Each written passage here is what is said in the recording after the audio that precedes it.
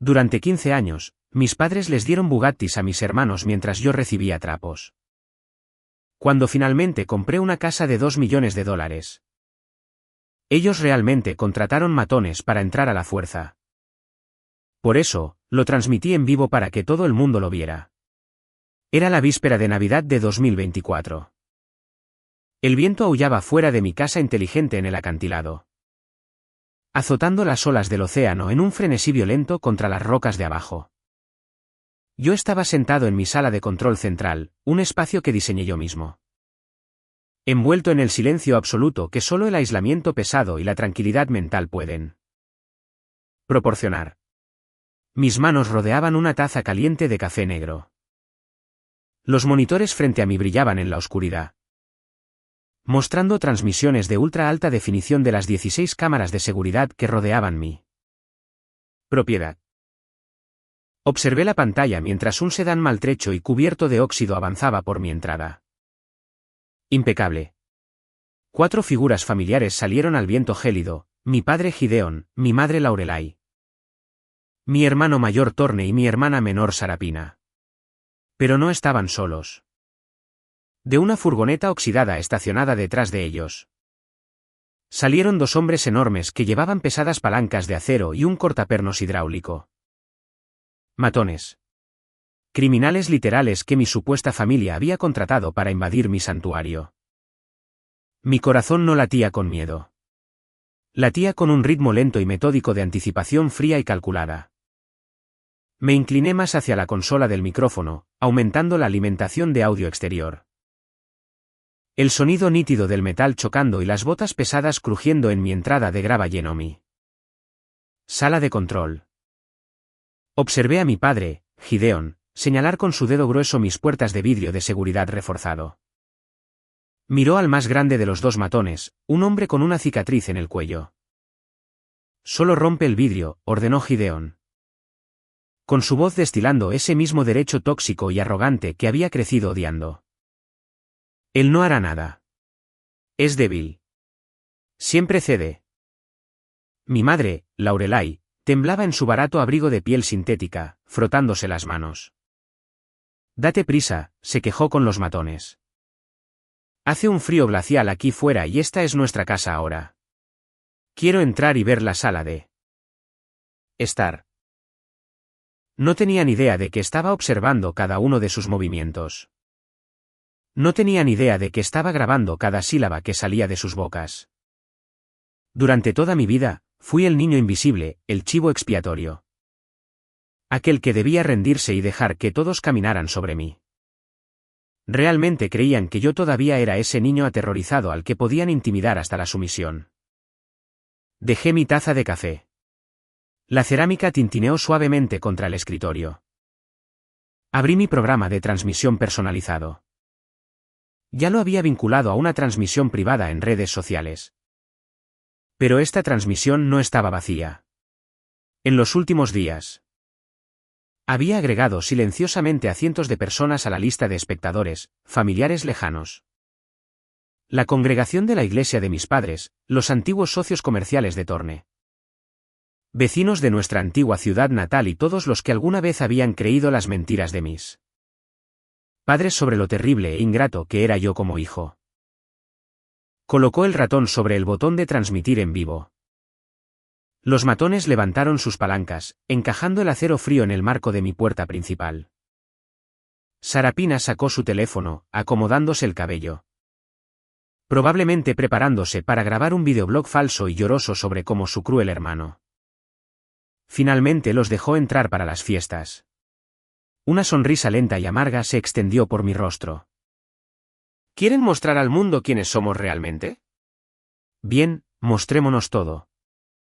Hice clic en el botón, enviando la señal en vivo a cientos de pantallas en todo el país. Pero para entender por qué este momento se sentía como la liberación definitiva de un aliento que había estado conteniendo durante 15 años. Primero deben entender el puro infierno por el que me hicieron pasar. ¿Alguien creería realmente que una madre podría mirar a su propio hijo y tratarlo como basura? Al crecer, mi casa era un museo de excusas y yo era la única exhibición que nadie quería mirar. Mi nombre es Declan. Ahora soy ingeniero de automatización robótica. Pero en aquel entonces solo era el ruido de fondo en la gran tragedia espectacular que era mi familia.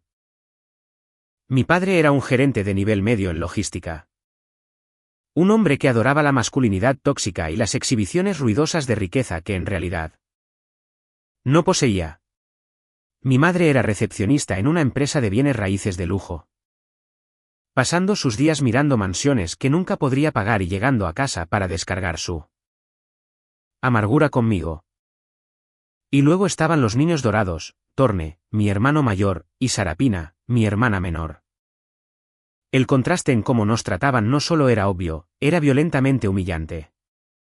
Recuerdo mi cumpleaños número 16 como una cicatriz física. Bajé las escaleras esa mañana esperando solo por una vez ver un pastel o tal vez una tarjeta con mi nombre. En cambio, la entrada estaba ocupada por una máquina enorme y rugiente. Era un auto deportivo Bugatti usado pero increíblemente llamativo. Torne estaba sentado en el asiento del conductor, acelerando el motor tan fuerte que hacía vibrar las ventanas. Tenía 19 años y acababa de abandonar su segundo programa universitario para convertirse en un gurú de las criptomonedas y las finanzas. Mis padres habían pedido una enorme segunda hipoteca sobre nuestra casa, hundiéndose en una deuda terrible solo para comprarle ese auto. Dijeron que lo necesitaba para proyectar éxito y construir su marca. Sarapina estaba apoyada en el capó, tomándose fotos. Para su cumpleaños 2 meses antes, habían alquilado un salón de baile en un hotel del centro para que pudiera fingir ser una influenciadora adinerada por una noche. Me quedé en el porche mirando cómo celebraban a Torne. Mi madre, Laurelai, notó que yo estaba allí. No me dijo feliz cumpleaños. En cambio, se acercó sosteniendo una bolsa de plástico barata del supermercado. Me la empujó contra el pecho. Ten, dijo con desdén. Ya que siempre estás remendando chatarra en el garaje, te traje algo útil. Miré dentro de la bolsa. Era un par de monos de mecánico de segunda mano sucios que olían a aceite viejo y un paquete de 3 jabones industriales baratos y ásperos, trapos y jabón. Esos fueron mis dulces 16. Miré los monos grasientos y luego el reluciente Bugatti. Mi voz tembló mientras hacía la pregunta que sabía que no debía hacer. ¿Por qué él recibe un superdeportivo y yo recibo ropa sucia? El rostro de Laurelai se endureció. Se estiró y alisó una arruga inexistente en la costosa chaqueta de cuero de Torne mientras él se acercaba a ella. Gastamos $90.000 en tu hermano porque tiene una imagen que mantener, dijo con voz gélida. Él llegará lejos. Tú solo eres Declan. Te gusta revolcarte en la tierra con tus pequeñas máquinas. No necesitas impresionar a nadie. Solo Declan. Las palabras se sintieron como un golpe en la garganta. Torne se rió, lanzando sus llaves al aire. No tengas envidia, mono de grasa. Tal vez si lavas mis neumáticos. Te deje sentarte en el asiento del pasajero. Tomé la bolsa, fui directo a mi pequeña habitación en el sótano y tiré los trapos a la basura. Me senté en mi colchón lleno de bultos y miré la pared de concreto. Ese fue el día en que dejé de llorar. Ese fue el día en que me di cuenta de que estaba completamente solo en el mundo. Yo era el chivo expiatorio de la familia. El saco de boxeo que usaban para sentirse mejor con sus propias vidas miserables y falsas. Supe en ese momento que tenía que escapar. Pero, ¿cómo construye un niño que no tiene absolutamente nada una escalera para salir del infierno? Mi plan de escape se convirtió en mi obsesión. Me entregué a los estudios y a la mecánica con una energía maníaca desesperada. Me uní al club de robótica en la escuela porque el taller era el único lugar donde me sentía seguro. Fue allí donde conocí al señor Callahan. Un viejo y tosco profesor de taller que fue el primer adulto que me miró y vio algo que valía la pena proteger. Para mi último año de secundaria, había construido un brazo robótico totalmente automatizado impulsado por inteligencia artificial Partir de piezas de chatarra recuperadas de depósitos de basura. Era una obra maestra de la desesperación. Lo inscribí en la competencia nacional de robótica que se celebraba en una arena enorme a 3 horas de distancia. Era el día más importante de mi vida. Había pasado semanas rogando a mis padres que vinieran. Solo quería que me vieran al menos una vez. Quería que miraran lo que había construido y sintieran una pizca del orgullo que derramaban sobre Torne por no hacer absolutamente nada. La mañana de la competencia, me desperté a las 5. La casa estaba en silencio absoluto. Llamé a la puerta de su habitación. Mi padre respondió, luciendo con resaca y furioso. ¿Qué quieres?, espetó. La competencia, susurré. Es hoy. ¿Lo prometieron? Él se frotó la cara. No podemos ir. Sarapina tiene una exhibición regional de animadoras. Su equipo necesita apoyo. Pero estoy compitiendo por una beca nacional, supliqué, con la voz quebrada. Por favor. Él me cerró la puerta en la cara. El sonido resonó en el pasillo vacío, un sonido que nunca olvidaré. Llamé al señor Callahan llorando. Él condujo su camioneta destartalada hasta mi casa. Cargó mi robot en la parte trasera y me llevó las 3 horas hasta la arena. Estuvo a mi lado todo el día.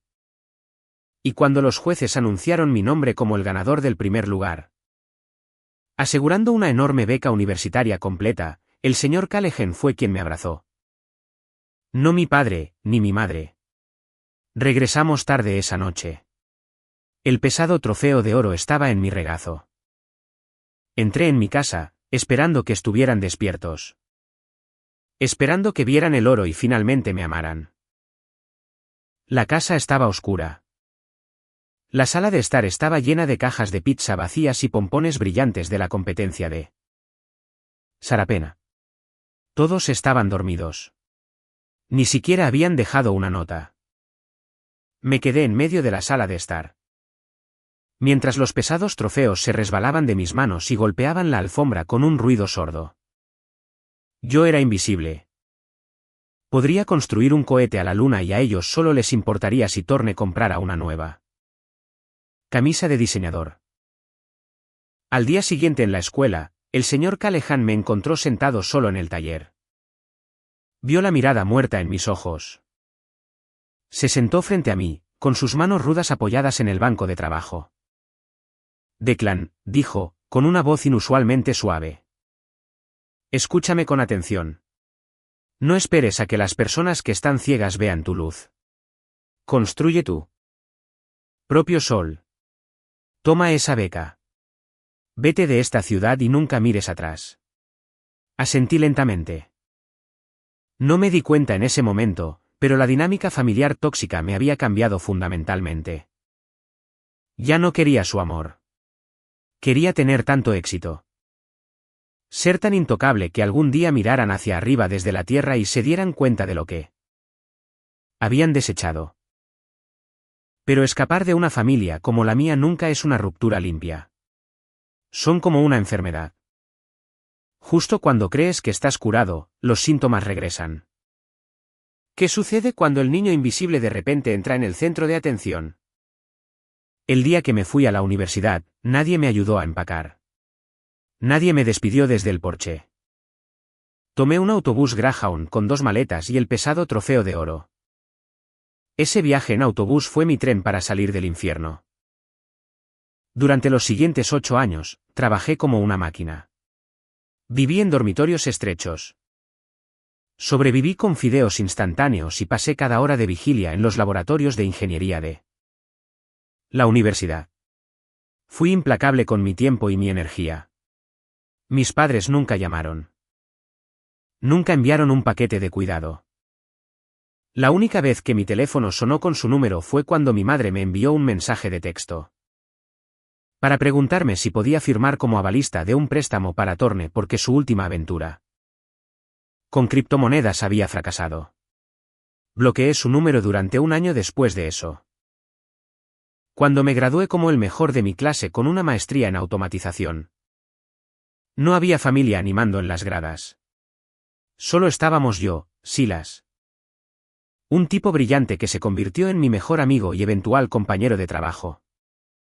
Y el señor Callahan, quien condujo 5 horas solo para verme cruzar el escenario. Mi carrera explotó. La industria de la robótica estaba en auge y mis diseños de sistemas de inteligencia artificial eran exactamente lo que las principales empresas tecnológicas buscaban.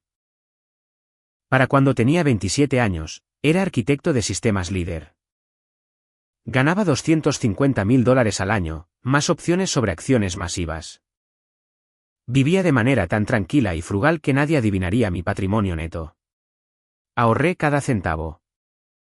Invertí agresivamente. Mientras construía un imperio en silencio, mi familia era ruidosa y fracasaba. A través de parientes lejanos, escuché las actualizaciones desastrosas. Thorne había destrozado el Bugatti. Perdió todo su dinero en una estafa de criptomonedas y regresó al sótano de mis padres. Sarapina se hundía en deudas de tarjetas de crédito tratando de mantener su falso estilo de vida de influenciadora. Mis padres se ahogaban en los préstamos que pidieron para financiar los delirios de sus hijos dorados. Luego, a los 28 años, la encontré, una impresionante propiedad en un acantilado. Era una maravilla arquitectónica moderna hecha de vidrio, acero y madera oscura asentada en 5 acres de bosque privado con una caída vertical hacia el rugiente océano. Costó $2 millones. Pagué el pago inicial en efectivo y obtuve la hipoteca fácilmente. Mudarme a esa casa fue una experiencia espiritual. Pasé la primera semana equipándola con tecnología de punta, persianas automatizadas, control de clima y un sistema de seguridad que daría envidia a una base militar. Silas me ayudó a cablear los servidores. En mi primera noche oficial viviendo allí, me senté en la enorme terraza de madera con vista al océano. Comí un filete perfectamente cocinado y una copa de bourbon caro. El viento era suave. El único sonido eran las olas rompiendo. No había gritos, ni menosprecios, ni Thorne exigiendo dinero. Ni Lorelai diciéndome que no valía nada, solo paz pura y sin adulterar. Había construido mi propio sol. Tal como dijo el señor Callahan, estaba a salvo. O eso pensaba. El problema de escapar de una familia tóxica es que olvidas lo desesperados que pueden volverse cuando su propio barco comienza a hundirse. Y todo lo que se necesita es un pequeño error. Un momento de bajar la guardia para atraer a los tiburones directamente a tu puerta. ¿Alguna vez has cometido un error tan pequeño que terminó arruinando toda tu vida? Siempre había mantenido mis redes sociales cerradas, completamente privadas y libres de cualquier actualización personal. Pero Silas, mi amigo y colega, era implacable. Estábamos parados en mi balcón viendo una espectacular puesta de sol púrpura y dorada reflejarse en el océano. Declan, hombre, tienes que celebrar esto, dijo Silas, dándome un codazo en el hombro. Literalmente saliste gateando del barro y compraste una fortaleza de $2 millones. Public. Una foto, solo una. Deja que el universo sepa que ganaste. En un raro momento de orgullo, cedí. Tomé una foto de la puesta de sol capturando la elegante barandilla de vidrio moderno de mi balcón y la amplia terraza. La publiqué con una leyenda simple sobre nuevos comienzos. No etiqueté la ubicación. No mencioné el precio, pero en la era de Internet, la privacidad es una ilusión. 3 días después, mi teléfono vibró. Era un número desconocido. Pero la sensación de náuseas en mi estómago me dijo exactamente quién era incluso antes de escuchar el mensaje de voz. Le di a reproducir. Declan, cariño, es mamá. La voz de Lorelai rezumaba a través del altavoz, destilando una dulzura azucarada falsa que me dio escalofríos. La tía Marta nos mostró la foto de tu nueva casa en Facebook. Oh, Dios mío. Es absolutamente impresionante. Estamos tan orgullosos de ti. Una casa de 2 millones de dólares. Buscamos la zona. Queremos pasar la Navidad allí este año. Toda la familia unida de nuevo. Llámame, cielo. Miré el teléfono. Se me heló la sangre. Orgullosos de mí. Ni siquiera sabían a qué me dedicaba. Solo vieron los signos de dólar. Inmediatamente borré el mensaje de voz y bloqueé el número. No iba a permitir que infectaran mi santuario. Pero subestimé su codicia. 2 días después. Estaba en medio de una reunión de alto riesgo en mi empresa de robótica cuando la seguridad de la recepción me llamó. Señor Declan, dijo el guardia con voz tensa.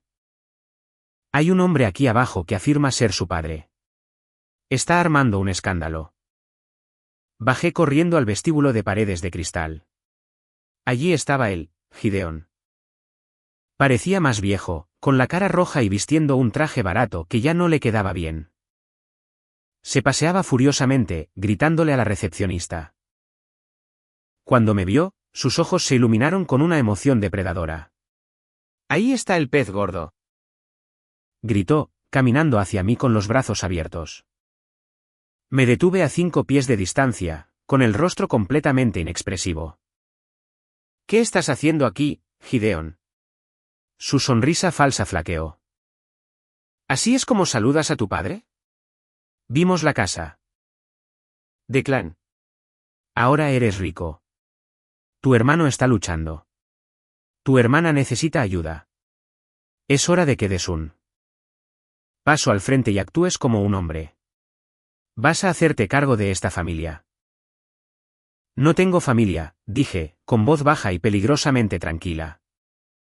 Ustedes se aseguraron de eso hace 15 años. El rostro de Gideon se puso morado de rabia. Se lanzó hacia adelante, agarrándome por el cuello de la camisa. Escúchame, pequeño mocoso ingrato. Te dimos la vida. Nos lo debes. No me inmuté. Solo miré a los guardias de seguridad, quienes inmediatamente corrieron. Agarraron a Gideon por los brazos y lo arrastraron hacia atrás. Él forcejeó y pateó, gritándome obscenidades mientras lo echaban por las puertas correderas de cristal. Me quedé en el vestíbulo, ajustándome el cuello. Mi corazón latía rápido, pero mi mente estaba cristalina. No solo estaban tratando de reconectar. Esto era una emboscada. Pero, ¿por qué ahora? ¿Por qué la repentina y violenta desesperación? Tenía que averiguarlo. Y lo que descubrí a continuación cambió el juego por completo. Soy ingeniero. No creo en las coincidencias. Creo en los datos. Esa noche, me senté en mi sala de control y realicé una verificación de antecedentes silenciosa de mis padres. No tardé mucho en encontrar el vínculo irónico. La justicia poética que el universo les había servido. Los registros públicos mostraron que su casa, la casa en la que crecí, había sido ejecutada por el banco hacía 3 semanas. La habían refinanciado 2 veces para pagar las enormes deudas de juego y criptomonedas de Torney. Para financiar las facturas de tarjetas de crédito de lujo de Sarapina. Lo habían perdido todo. Actualmente vivían en un motel semanal barato y miserable en las afueras de la ciudad. No tenían hogar y acababan de descubrir que su hijo chivo expiatorio vivía en una propiedad de $2 millones con 6 habitaciones vacías. Yo no era un hijo para ellos. Era una balsa salvavidas y estaban dispuestos a ahogarme para salvarse ellos mismos. No entré en pánico. Me preparé. A la mañana siguiente, contraté al abogado de propiedades más implacable de la ciudad. Hice redactar una orden formal y agresiva de cese y desista que fue entregada directamente en la recepción de su motel de mala muerte.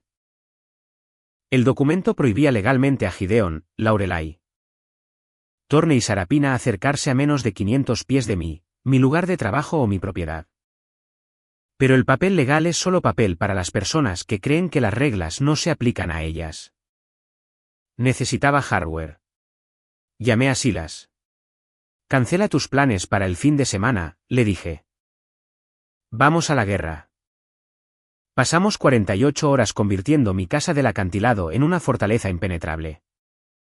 Instalamos 10 cámaras adicionales de alta definición con programa de reconocimiento facial. Actualizamos las cerraduras inteligentes reforzadas en cada puerta y ventana. Instalamos un sistema de transmisión de audio exterior que podía proyectar sonido en toda la entrada. Cada sensor, cada cámara. Cada alarma se dirigía directamente al panel de control de mi oficina y a un servidor encriptado. Luego comenzó la espera. Sabía que no respetarían el límite legal. El sentimiento de tener derecho a todo es una enfermedad que ciega a las personas ante la realidad. 3 días antes de Navidad, exactamente a la medianoche, mi teléfono sonó. Era un mensaje de texto de un número desconocido. Pero el tono arrogante y burlón solo podía pertenecer a una persona, Thorne. Recibí tu pequeña carta del abogado. ¿Crees que un pedazo de papel nos detiene? La familia es la sangre. Hermanito. No puedes dejarnos fuera. Nos debes esto. Nos vemos en Nochebuena. Deja la puerta abierta. O la abriremos por ti. Miré la pantalla brillante en la oscuridad. Me acababa de entregar una prueba escrita de intención premeditada de allanamiento de morada. Reenvié el mensaje a mi abogado y creé una copia de seguridad en el servidor. Caminé hacia la ventana de piso a techo de mi sala de estar. Mirando hacia el océano negro como la boca de lobo. Ellos pensaron que venían a intimidar al niño débil e invisible que solía llorar en el sótano. No tenían idea de que estaban caminando directamente hacia una trampa diseñada por un arquitecto de sistemas que nunca olvidó un solo insulto. El escenario estaba listo. Las cámaras estaban grabando. Que vengan. Si estás disfrutando de esta historia de venganza definitiva, por favor presiona el botón de me gusta y suscríbete al canal. Además, deja un comentario abajo con el nombre de la ciudad en la que vives ahora mismo. Cada comentario ayuda a que el vídeo llegue a más personas que necesitan escuchar esto. Muchas gracias por tu apoyo. Ahora, volvamos a la venganza. El viento aullaba contra el vidrio reforzado de mi sala de control mientras observaba cómo se desarrollaba la pesadilla en mis monitores. La furgoneta oxidada y el sedán maltrecho estaban parados en mi entrada impecable, con sus faros cortando la lluvia gélida. Era exactamente como lo había visto al comienzo de esta noche. Pero ahora, la tensión era sofocante. Observé a los 2 enormes matones acercarse a mis puertas principales de acero reforzado. Personalizadas. Uno de ellos llevaba un pesado cortapernos hidráulico. El otro sostenía una pesada palanca de hierro. Mi padre, Gideon, estaba detrás de ellos con los brazos cruzados y el pecho inflado en esa ridícula y tóxica exhibición de autoridad que siempre amó. Llevaba su traje barato, ignorando por completo la lluvia helada. Mi madre, Laurelai, estaba acurrucada junto a él. Se volvió hacia Sarapina, que tenía su teléfono afuera, con la luz de grabación parpadeando en rojo.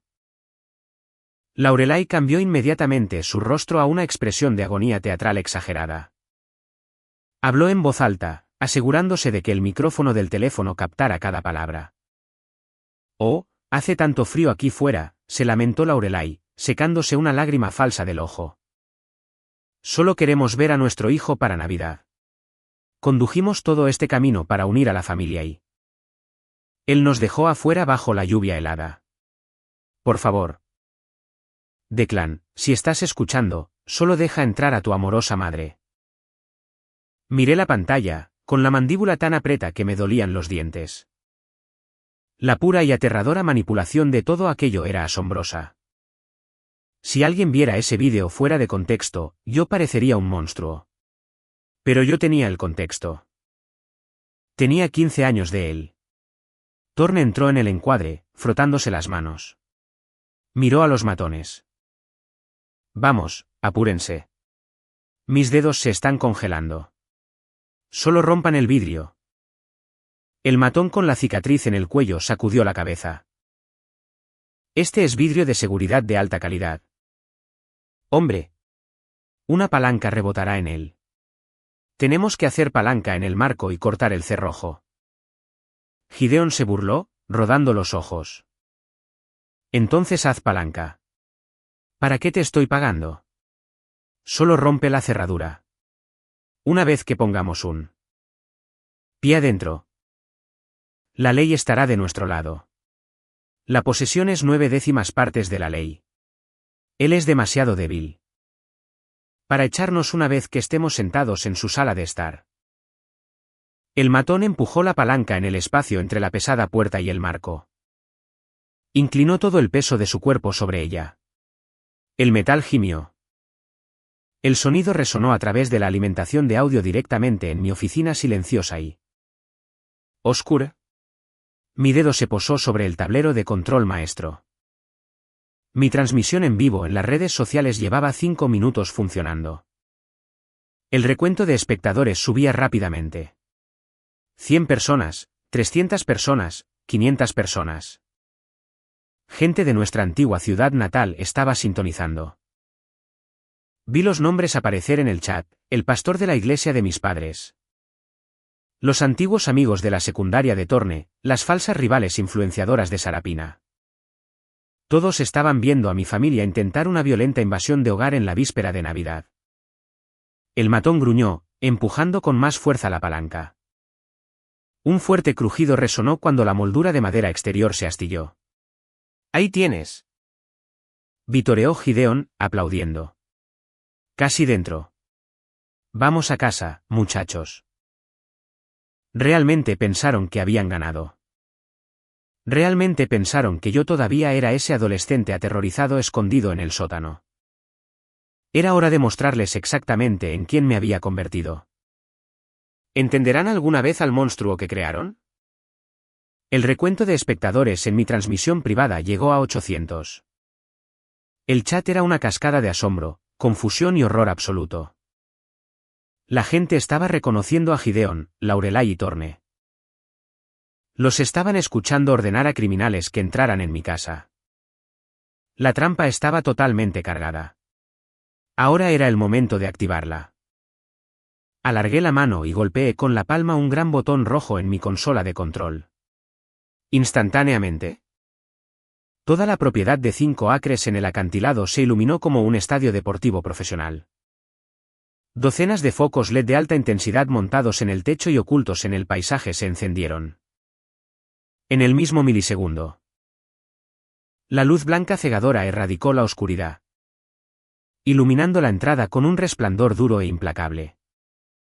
En los monitores, observé a los matones soltar sus herramientas en puro pánico, llevándose las manos a los ojos. Gideon tropezó hacia atrás, resbalando en la grava mojada y cayendo con fuerza sobre su espalda. Laurelay soltó un grito penetrante. Sarapina dejó caer su teléfono, el dispositivo se hizo añicos en el pavimento. Antes de que pudieran procesar la luz cegadora, activé el interruptor del sistema de transmisión de audio exterior. Mi voz, amplificada por altavoces direccionales de grado militar, retumbó en toda la propiedad, ahogando el aullido del viento y el estruendo del océano. Sonríe para la cámara, Torne, tronó mi voz desde el cielo, profunda, fría y absolutamente aterradora. La mitad de nuestra ciudad natal te está viendo cometer un delito grave de primer grado en este momento. El silencio que siguió fue absoluto. Los matones se congelaron.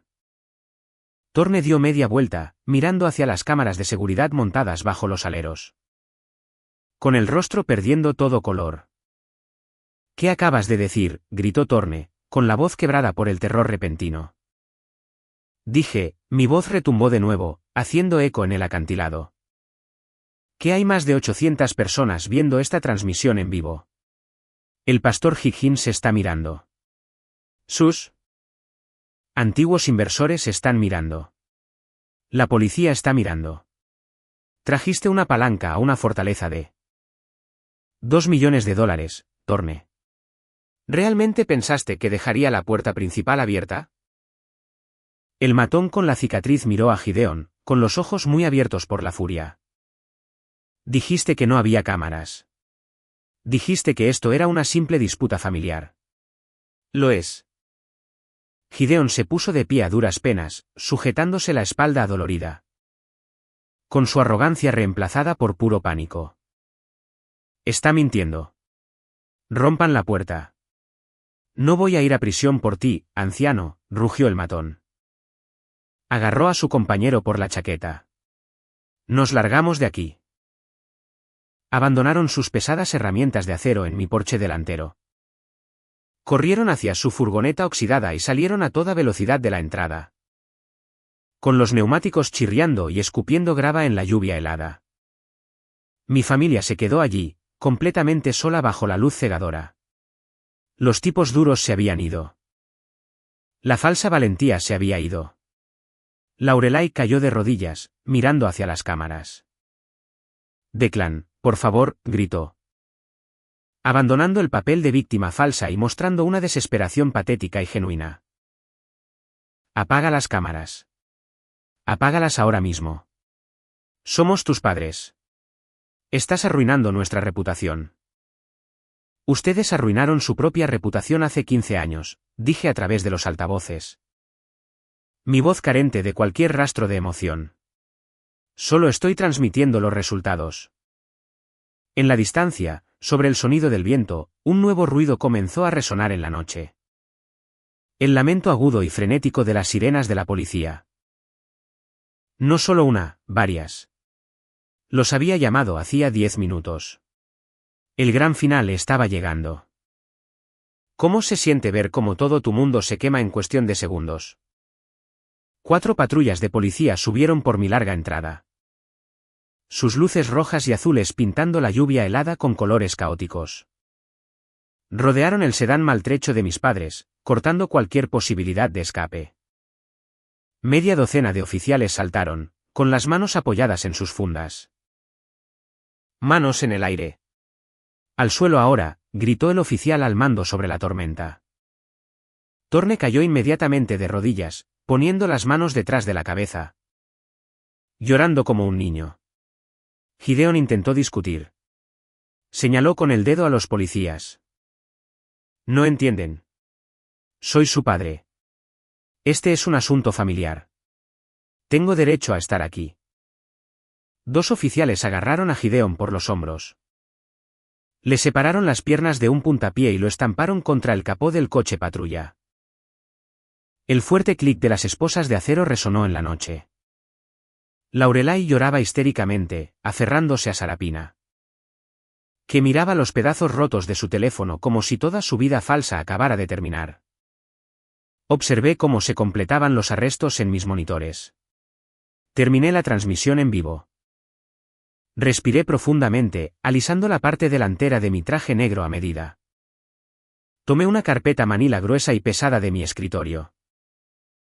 Luego salí de la sala de control, bajé la gran escalera y me dirigí hacia la entrada principal. Abrí la pesada puerta de acero y salí al porche, bañado por las potentes luces de seguridad. Miré hacia abajo, hacia mi familia.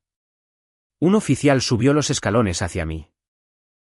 Señor Declan, usted denunció la invasión de hogar. Así es, oficial, dije con calma, entregándole la carpeta gruesa. Dentro encontrará la orden legal de cese y desista que violaron esta noche. También encontrará unidades de memoria que contienen las grabaciones de seguridad de ellos contratando a delincuentes para entrar en mi propiedad, junto con mensajes de texto de mi hermano amenazando con este allanamiento exacto. El oficial abrió la carpeta, escaneando los documentos. Miró de nuevo a Gideon con absoluto disgusto. Gideon presionaba su rostro contra el capó de la patrulla, girando el cuello para mirarme. Sus ojos estaban completamente inyectados en sangre, llenos de un odio venenoso y desquiciado. ¿Crees que ganaste?, escupió Gideon, con la voz temblando de rabia. Estás muerto para nosotros. ¿Me oyes? ¿Declan? No tienes familia. Estás completamente solo en este mundo. No eres más que un traidor. Caminé lentamente por los escalones. Mis costosos zapatos de cuero crujiendo suavemente sobre la grava. Me detuve a solo unos pies de él. Miré al hombre que me había ignorado, menospreciado e intentado destruir mi santuario. No sentí absolutamente nada. Ni ira, ni tristeza, solo un vacío frío donde debería haber estado el amor de un hijo. Yo morí hace 15 años, Gideon, dije, con mi voz apenas por encima de un susurro. Pero llevando el peso de una estrella colapsando. Cuando le compraste un Bugatti y me diste trapos sucios. Mataste a tu hijo. Solo le estás gritando. A un fantasma, y los fantasmas no pagan tu hipoteca. El rostro de Gideon se quedó completamente flácido. La lucha se drenó por completo de su cuerpo. Finalmente se dio cuenta, bajo esa lluvia helada, de que sus palabras ya no tenían ningún poder sobre mí. Los oficiales lo empujaron al asiento trasero de la patrulla. Lorelai y Sarapina fueron subidas a otro auto. Llorando incontrolablemente mientras los autos de policía se alejaban. Con sus sirenas desvaneciéndose en la noche. Me quedé solo en mi enorme entrada. La tormenta rugía a mi alrededor, pero dentro de mi pecho solo había silencio. Pero las personas desesperadas no se rinden fácilmente. ¿A qué extremos dementes llegarían después para robar lo que era mío? Uno pensaría que ser arrestado por un delito grave de invasión de hogar sería el final. Pero el sentimiento de tener derecho a todo es una enfermedad crónica que pudre el cerebro. Unas semanas después del desastroso allanamiento de Nochebuena, recibí un sobregrueso por correo. Era una citación judicial.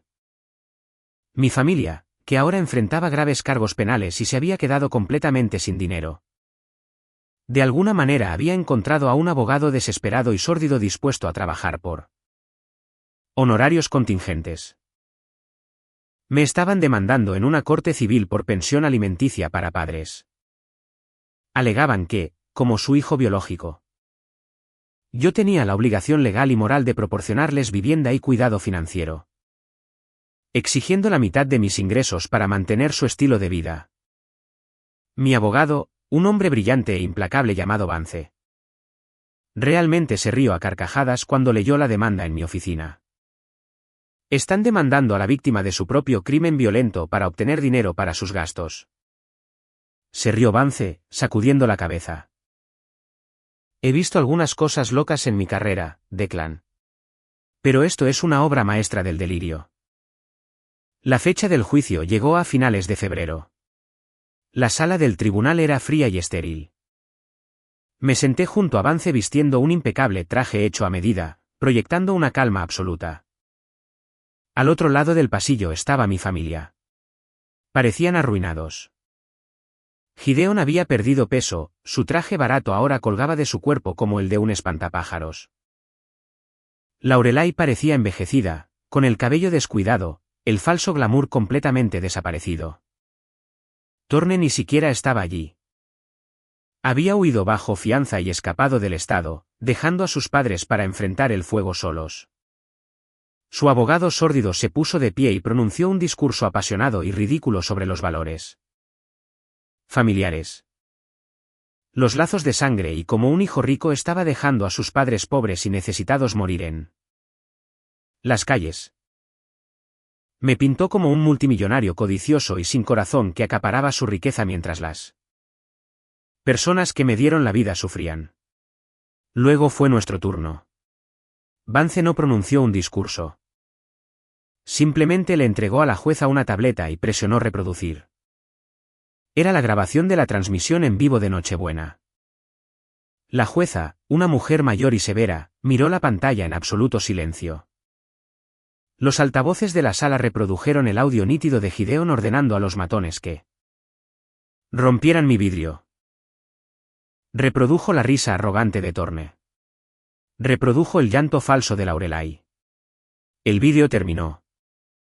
La jueza se quitó lentamente las gafas. Miró a mis padres y el disgusto que emanaba desde el estrado era palpable. Señor y señora Gideon, dijo la jueza, con su voz temblando de furia contenida. Ustedes intentaron entrar violentamente en la casa de su hijo con criminales contratados. Violaron una orden de restricción legal y ahora tienen la absoluta audacia de presentarse en mi sala de justicia y exigir que él pague por sus errores. Esto no es una familia. Esto es un cartel. Golpeó con fuerza su mazo. Caso desestimado con perjuicio extremo. Además, ordeno a los demandantes pagar la totalidad de los honorarios legales de la defensa. El total es de $25.000. Si no pueden pagarlo, se embargarán sus activos restantes. Laurelai se desplomó en su silla, sollozando ruidosamente.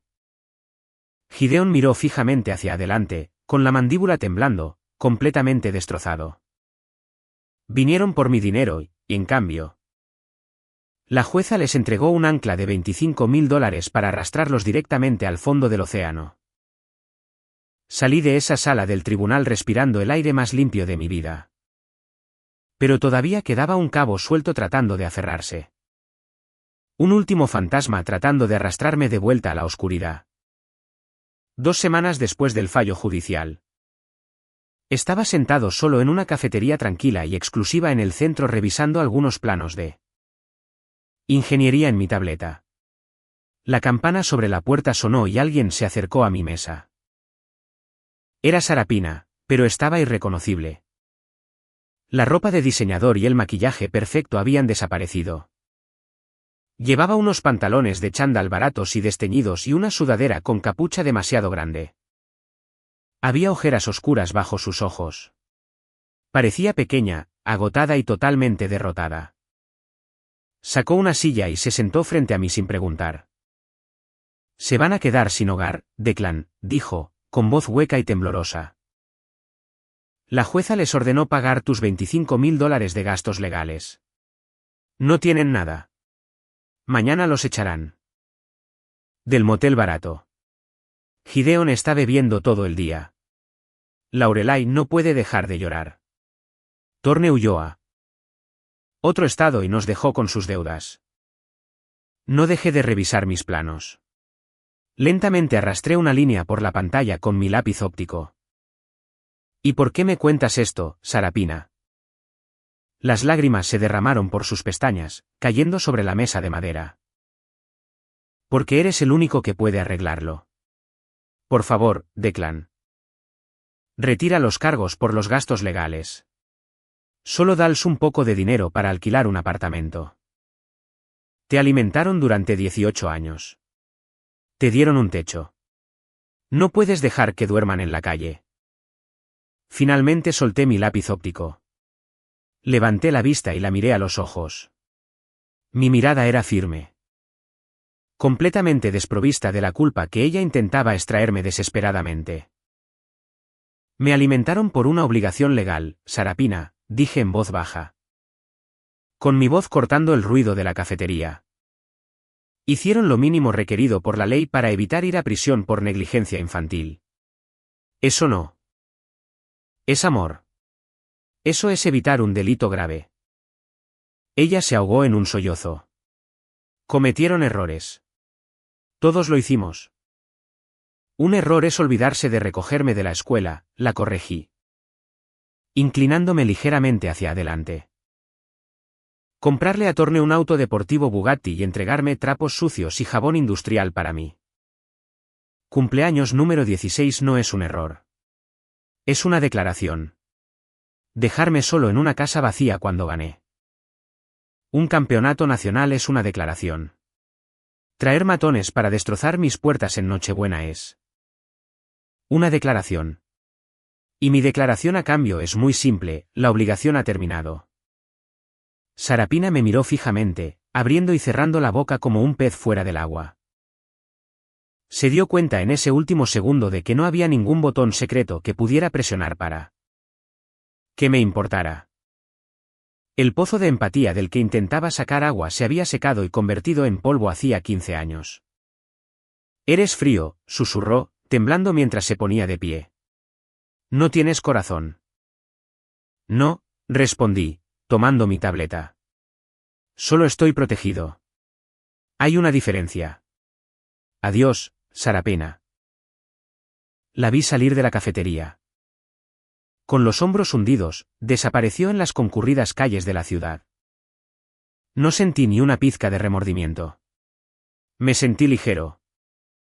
Sentí como si una enorme cadena de hierro finalmente se hubiera roto, liberándome para caminar hacia mi futuro sin cargas. Los lazos de sangre estaban cortados. Pero, ¿cómo es la vida cuando finalmente dejas de luchar contra los fantasmas y empiezas a vivir para ti mismo? Ha pasado exactamente un año desde el allanamiento de Nochebuena. El polvo se ha asentado por completo y el silencio en mi vida es hermoso. A través de los rumores de mi antigua ciudad natal, escuché el destino final de la familia que intentó destruirme. Torne sigue huyendo, saltando de estado en estado, esquivando a los cobradores de deudas y las órdenes de arresto. Gideon y Laurelai no pudieron pagar la multa de $25.000. Se declararon en bancarrota total. Ahora, el hombre que solía burlarse de mis monos de trabajo sucios y la mujer que se obsesionaba con las mansiones de lujo están trabajando en turnos nocturnos limpiando baños públicos solo para pagar el alquiler de un pequeño apartamento en un sótano. Están viviendo exactamente la vida que siempre pensaron que yo merecía. Pero ya no me enfoco en ellos. Mi vida está aquí, en mi fortaleza de $2 millones en los acantilados. Es Nochebuena otra vez, pero esta vez no hay matones en la entrada. La enorme chimenea de piedra en mi sala de estar está rugiendo, proyectando un cálido resplandor dorado sobre los suelos de madera. La casa huele a pino asado y filete caro. Silas está sentado en mi sofá de cuero personalizado, riendo a carcajadas por un chiste mientras sirve una copa de bourbon añejo. Sentado en el sillón junto al fuego está el señor Callahan, mi antiguo profesor de secundaria. Lo traje aquí en primera clase para pasar las fiestas conmigo. Sostiene una copa de vino, mirando alrededor de la increíble casa que construí, radiante con el tipo de orgullo genuino que mi padre biológico nunca poseyó. Me paro junto a la enorme ventana de cristal, mirando hacia el océano oscuro. La tormenta ruge afuera, pero adentro soy intocable. Me di cuenta de algo profundo durante este último año. La mayor venganza que jamás tomé contra mi familia tóxica no fue llamar a la policía. No fue avergonzarlos en una transmisión en vivo frente a 800 personas. Ni siquiera fue el fallo judicial de $25.000. La mayor venganza fue demostrar que su narrativa estaba equivocada. Pasaron toda mi infancia tratando de convencerme de que yo no valía nada. Que solo era el niño invisible que merecía trapos y sobras. Pero la verdad es que lo único que me hacía débil era creer que necesitaba su amor para ser fuerte. Una vez que solté esa necesidad desesperada, me volví imparable. Mi riqueza no está solo en el dinero que gano o en la casa que poseo. Mi verdadera riqueza es el poder absoluto e inquebrantable de decir no. De establecer un límite hecho de acero y ver a las personas tóxicas romperse los dientes tratando de atravesarlo. Construí mi propio sol y ahora yo elijo quién puede disfrutar de su calor. Algunas personas de mi pasado todavía me envían mensajes en las redes sociales. Dicen que la sangre es más espesa que el agua. Dicen que debería ser la persona más madura. Dejar de lado la ira y perdonar a mis padres antes de que envejezcan demasiado y sea demasiado tarde. Pero miro el fuego. Miro a la familia elegida que ríe en mi sala de estar. Y les pregunto esto, si la sangre es tan increíblemente espesa, ¿por qué me estuve ahogando en ella completamente solo durante 15 años? ¿Soy realmente el villano por finalmente salir del agua tóxica y aprender a respirar por mi cuenta? Si creen que hice lo correcto, presionen ese botón de suscripción. Dejen un comentario abajo y los veré en la próxima historia. Si están disfrutando de esta historia de venganza definitiva, por favor presionen el botón de me gusta y suscríbanse al canal. Además, dejen un comentario abajo con el nombre de la ciudad en la que viven ahora mismo. Cada comentario ayuda a que el vídeo llegue a más personas que necesitan escuchar esto. Muchas gracias por su apoyo. Ahora, volvamos a la venganza.